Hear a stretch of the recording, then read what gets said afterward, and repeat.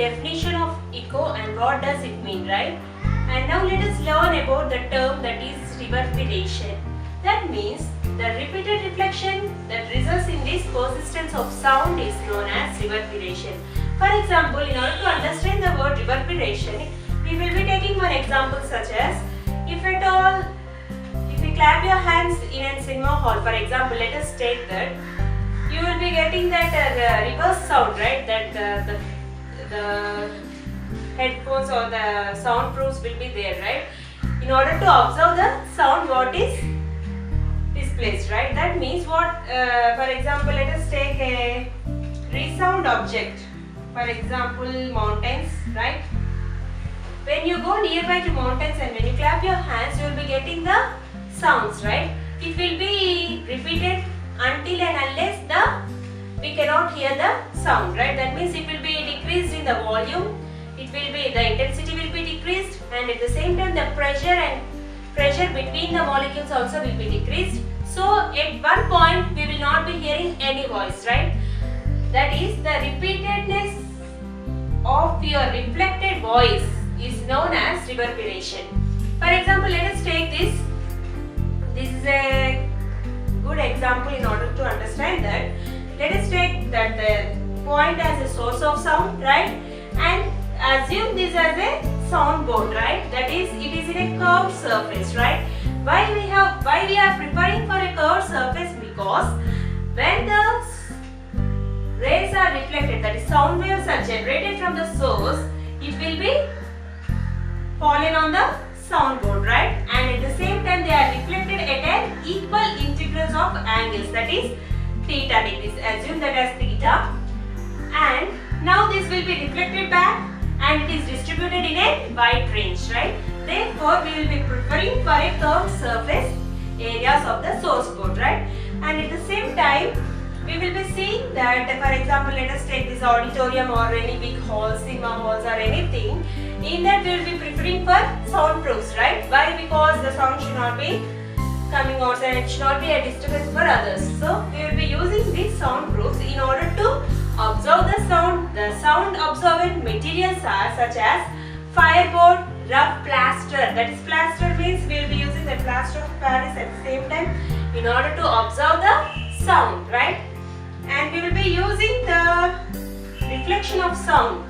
The reflection of sound is also one type of property which is used in many objects, and it is have many applications such as in megaphones, horns. For example, horns means, let us take that for auto and any vehicles will be getting that pop sound, right? That is the horns that will be generated due to the reflection of the sounds.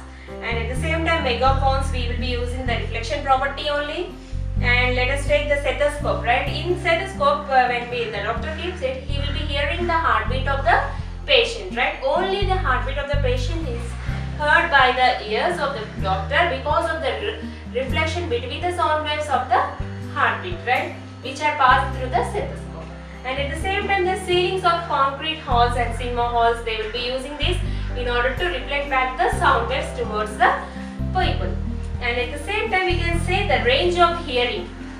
What is the range of hearing for sound? That is, for the audible voice or the audible sound heard by a human being is 20 Hz to 2000 Hz. That is audible range of human beings, right?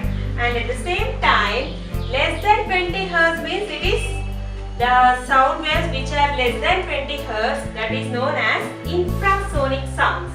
And which are greater than 20 Hz, then they are known as ultrasonic sounds. And at the same time, we can say animals can hear smaller or minute ones, that is such as infrasonic, less than 20 Hz. For example, let us take dogs. Dogs can hear up to 25 kilohertz. Kilohertz means 1000 Hz, right? And at the same time, less than 20 Hz means we can conclude that as a pendulum, right? Pendulum sound or a bee sound, honey bee sound, that sound can be up to 20 Hz, right? And we can say this rhinoceros, right? And they can hear less than 5 Hz. So you can observe while during the earthquakes also the animals will be knowing very fastly, they will be analyzing, right? Why? Because they will be attaining, they will be knowing the seismic sounds that is generated by the earthquakes, that is the small sounds that is less than 5 Hz or less than millihertz that can be heard by the animals like dogs, rhinoceros and everything. They can hear the sounds less than 20 Hz and less than 5 Hz also, less than 1 Hz also will be audible for some animals. So they will be attentive during the earthquakes, they will be knowing first rather than us, right? And at the same time we can see the range of hearing of ultrasonic sounds and their examples also. Applications of ultrasound, that is, ultrasound means the sound waves which are having greater than 20 kHz of frequency are known as ultrasound waves, and mainly the animals such as dolphins, bats, porpoise, all these animals can hear these ultrasound waves and they can sense them very fastly because they have the capability of hearing greater than 20 kHz, right? And we can see rats, they can use the ultrasonic sound waves in order to play games. They will be, the rat sounds you can observe sometimes, right? They will be playing in such a way by producing those sounds. That is one type of games they used to play. And let us see the high frequency waves, that is the ultrasonic waves are known as high frequency waves, and they can penetrate even through the obstacles. For example, let us take when you generate the ultrasonic waves through a person, then it will be penetrated towards each and every organ which is in our body, right? We will be using these ultrasonic sound waves in order to figure out the images of our organs in our human bodies. It is a major application in order to picturize the heart or kidneys, or in order to determine or detect the tumors in the body, right? We will be using these ultrasonic sound waves, and also we will be using these because they have high frequency and they can penetrate through any object or any obstacles. And also we will be using them mostly in industries and in medical purpose, in hospitals majorly. And the major applications of these ultrasonic sound waves are spiral tube and electronic components. Means these are used where, because the particles or where our hand cannot be penetrated or where we cannot touch and clean the particles. In such systems, we will be using these ultrasonic sound waves and we will be penetrating them towards the instruments where it need to be cleaned, and thereby we will be cleaning the instruments, right? That is, for example, let us take spiral tubes, right? In the machines also we will be using that. In electrical instruments also we will be using these ultrasonic sound waves, majorly in ACs, and also we will be using this in order to clean the inner dust particles also. And at the same time, in order to detect the cracks and flaws in metal blocks, that is, for example, let us take the metal blocks which are used for building or any purpose, then you can identify the holes. We cannot see through our naked eye, right? The blocks, that is holes in the metal blocks. If at all you observe them, you cannot see it through your naked eye. So we will be sending a ultrasonic sound wave through a metal block. For example, let us assume this as a metal block, right? And if you are sending the ultrasonic sound waves through this, right, you will be placing the detectors also at the source end, right? Detectors means which will be detecting the holes in the blocks. And when you send these rays, it will be passed throughout the metal block, right? If at all, there is any hole, the ultrasonic sound waves will be reflected back. That means wherever there is a hole, the ultrasonic waves will be reflected back, and by this we can be detecting the holes in the metal blocks. This is the major application which is used in industries, right? And let us see the one more application that is mostly seen in hospitals. That is what we say, that is ultrasonic waves. That is, they reflect from various parts of hearts. That means wherever if you see blood clots in arteries or veins, it can be detected through ultrasonic waves. We will be sending them and they will be reflected back if at all there is any block or holes, right? And at the same time we will be using the ultrasonic scanner also. Ultrasonic scanner means it will be detecting the internal organs, whether they are in a correct form or whether they are working in a good condition or an improper condition. That means if at all there is any holes or damages or any tumors or any stones, it will be detected through ultrasonic waves. That is the scanner which is used. And we will be breaking the small stones. The ultrasonic sound waves has very high capability, right? It is having around greater than 20 kilohertz of frequency. Therefore, it is used in order to break the small stones in kidneys, right? Majorly it is used in that application. And let us see the device, that is sonar. Sonar is a device, and the full form of sonar is sound navigation and ranging. That means it will be ranging the how much frequency it is. That means it is either 20 or 50 or 100 kilohertz, like that the range will be detected by the sonar device, and at the same time it is used to measure the distance, how much length it is from the object, and at the same time the direction in which it is, and also the speed of the objects which are under the water. That means let us take ships. Sonar is generally placed below the ships. Ships, you know, no ships. Shipyards, you will be seeing that. In down of the ships, you will be placing this sonar in order to identify the objects inside the water, right? And you will be observing or notifying that many submarines also will be there, right? And through that, this ultrasonic sonar device will be placed inside them, and by this we will be seeing all the inner objects in the oceans, right? And at the same time we will be sending one transmitter that will be sending the rays towards inside, and there will be a receiver also at the same time. We will be receiving all in a screen, that is in a digital screen that will be getting a printed form of the image of the objects inside. Thus we will be using the ultrasound in various applications. These are the major applications we will be using. We have seen that the sonar devices will be placed under the ships, right? It will be placed bottom of the ships, right? When I am moving in the oceans, they will be penetrating the ultrasonic sound waves through them, and at the same time the transmitters will be sending the signals, right? And therefore the transmission range or the reception range. Reception means the receiving of the signals, and the transmission means the sender or the transverser of the signals, right? The time taken between the transmission and receiving is known as t. And let us take the speed of the object, that is v, and let us take the distance between the sonar and the objects, inner objects in the oceans. Let it be 2D, right? We have the speed, distance and time. Now let us calculate the time, that is the time taken in order to find out the objects, that is equal to speed equals to distance by time, right? Therefore t, the time taken, is equals to distance by speed, right? Therefore 2d equals to speed, that is v into t. By this we will be calculating the distance of the objects, and therefore we will be sending that much range of the ultrasonic sound waves towards the oceans in order to find out the objects with the help of the transmitter, right? Now let us see the structure of human ear, because we are able to hear or we are able to receive the sound signals with the help of our eardrum, right?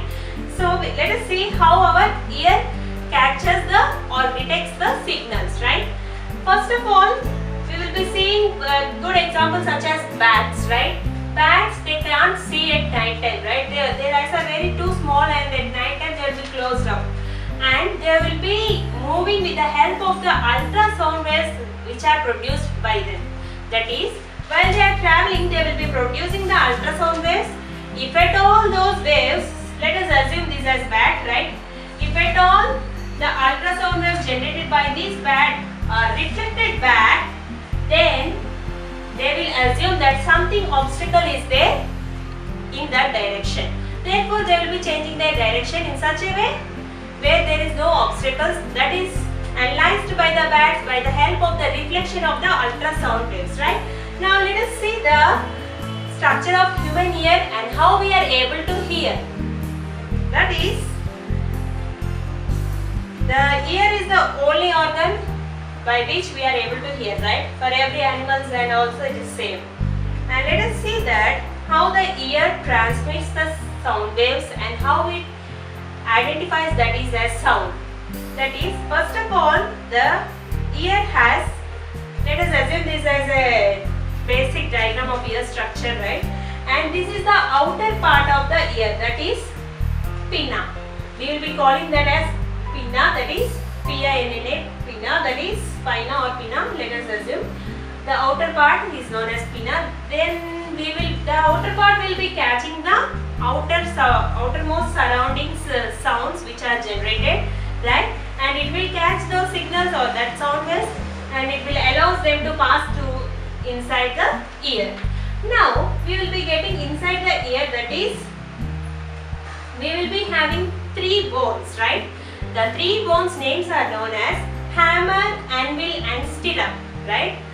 Hammer, anvil, stirrup. Those 3 bones inside the ear will undergoes the change. That means if at all there is a compression, right? Previously we have seen that the sound waves will be going in a set of pairs, that is a set of couple, that is rarefaction and compression. It is a couple of that is the pressure with the high density, the molecules will be moving through them, right, under the disturbance conditions. Therefore these compressions and rarefactions will lead to the production of the sound, right? And the 3 bones will be detecting the high pressured or high intensified waves that is generated or passed inside the eardrum with the help of the hammer, anvil and stirrup bones, right? Later these vibrations, that is both compression and rarefaction of the sound waves will be vibrated between these 3 bones, right? Thus the vibrations will be going on in the ear. Now we have seen many examples like the tuning fork and all. The sound is generated by the vibration also, right? The main cause also is vibration of the particles, right? And thus the eardrum, that is the ear, will be in the vibration mode when there is high pressure and high intensity. Now we have said that they will be converting the pressurized variations in air with audible frequency into electrical signals. That is, this is the major step which is going in the eardrum. That is, the audio frequency signals which are received by the pinna, that is the outer layer of the ear, that will convert that will be sent inside the ear, right? It will be converted into electrical signals with the help of the auditory nerve, that is inside the eardrum. That is, see, let us observe this part is known as the 3 bones, and after receiving we will be getting the 3 layers inside the eardrum, that is topmost, middle layer and bottom layer. When the signals or when the waves are received from the middle layer, it is transmitted to the inner ear, yes, and from inner ear it will be converted into electrical signals, right? There the audio frequency signals are converted into electrical signals with the help of the cochlea or cochlea, we can say. This cochlea will be converting the signals into electrical, and this will be identified or interpreted by the brain with the help of auditory nerve, and thus the brain detects, yes, this is the sound. Thus we will be concluding or we will be identifying the sounds produced from different objects, right? And the process hereby it is gone as first, that is from pinna to the 3 bones, and later to the middle layer, and the middle layer it consists of a eardrum, right, that is having inward and outward. That is, eardrum consists of a light thin membrane that is known as tympanic membrane, right? By those membrane the compressions and rarefactions of the sound waves will be passed towards it. That is, the compression is where there is high pressure, so it will be deeper pushed inwards, and after at a lower densities or low pressure, then the signals will be normal. It will be coming into the original rest position, that is known as rarefaction. At that time that membrane will be pushed outside, right? By that we will be getting that they are converted with the help of cochlea and auditory nerve is used in order to identify by the help of brain. This is the procedure which is undergone inside the ear in order to find out the sound, right? By this we have concluded the sound and how to, and what are the causes and what are the reasons for generation of sound, and what is the energy used in order to produce the sound, and at the same time how our ear is able to identify that